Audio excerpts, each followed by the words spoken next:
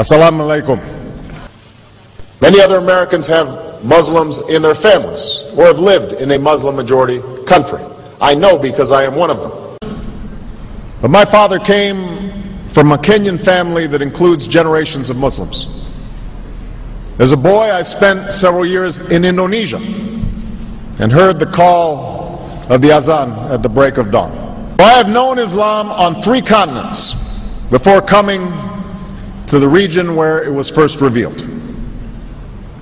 That experience guides my conviction. You're absolutely right that John McCain has not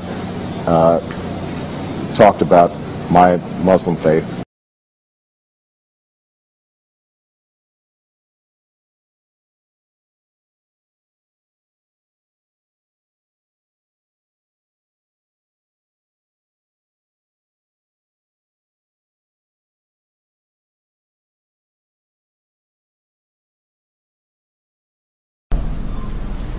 As the Holy Quran tells us, the Holy Quran teaches that, the Holy Quran tells us, and the Holy Quran also says,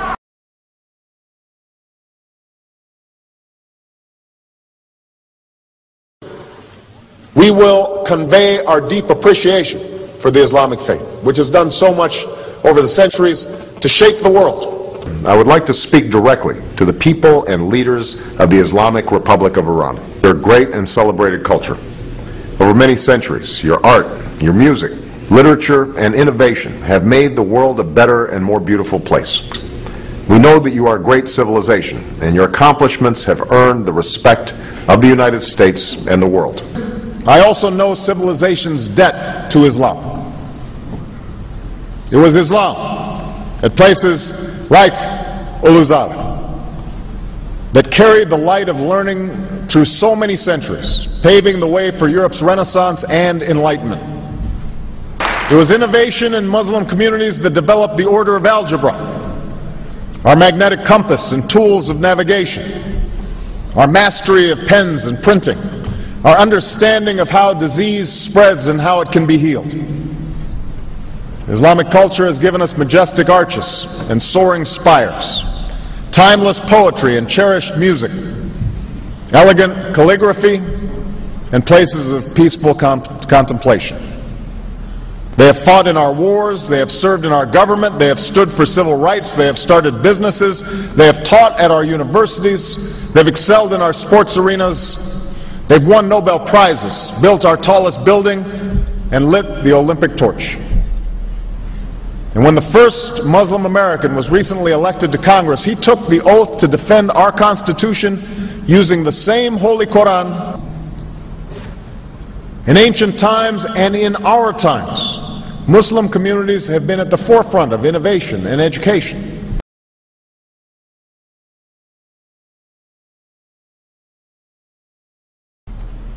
Islam is not part of the problem in combating violent extremism. It is an important part of promoting peace.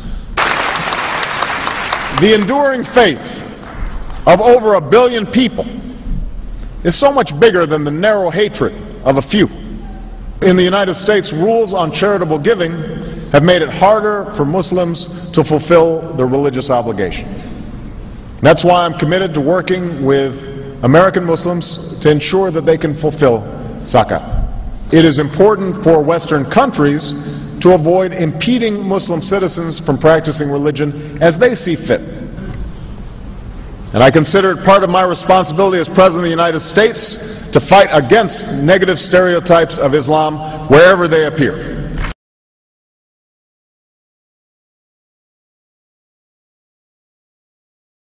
We are no longer a Christian nation. We do not consider ourselves a Christian nation. The United States has been enriched by Muslim Americans. Since our founding, American Muslims have enriched the United States. Islam has always been a part of America's story. There is a mosque in every state in our union and over 1,200 mosques within our borders. One of the points I want to make is that if you actually took the number of Muslims Americans, we'd be one of the largest Muslim countries in the world. Let there be no doubt, Islam is a part of America.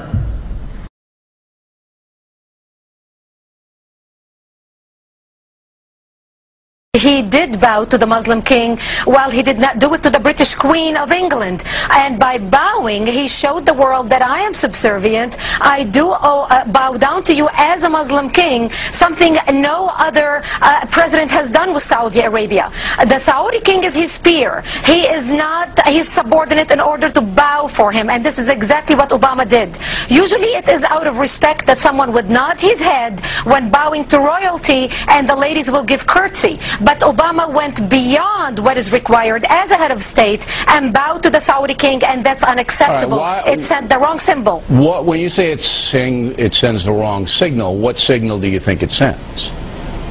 It sent a message that Islam is superior to any other master or king or president in the world, that an American president bowed to a Muslim king.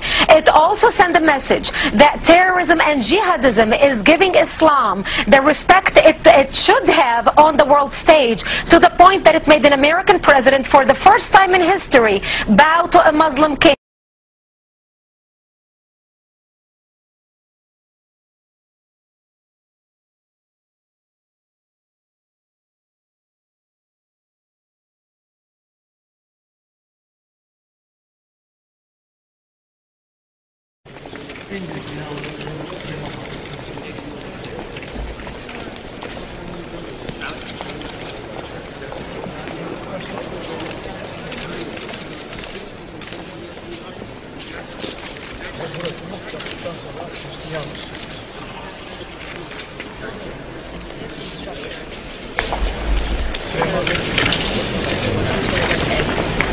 And this is a common thought shared by all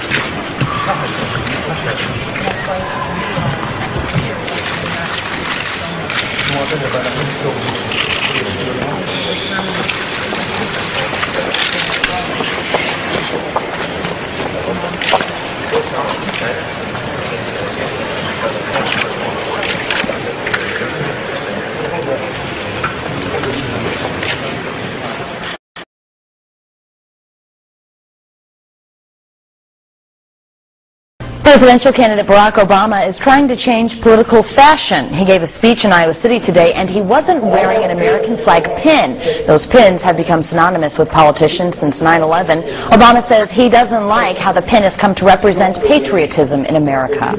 I won't wear that pin on my chest. It's a little weird, Alan, that in the middle of the campaign the guy takes off the American flag that most people wear because they're proud of their country. Let me speak as clearly and as plainly as I can. America is not and never will be at war with Islam.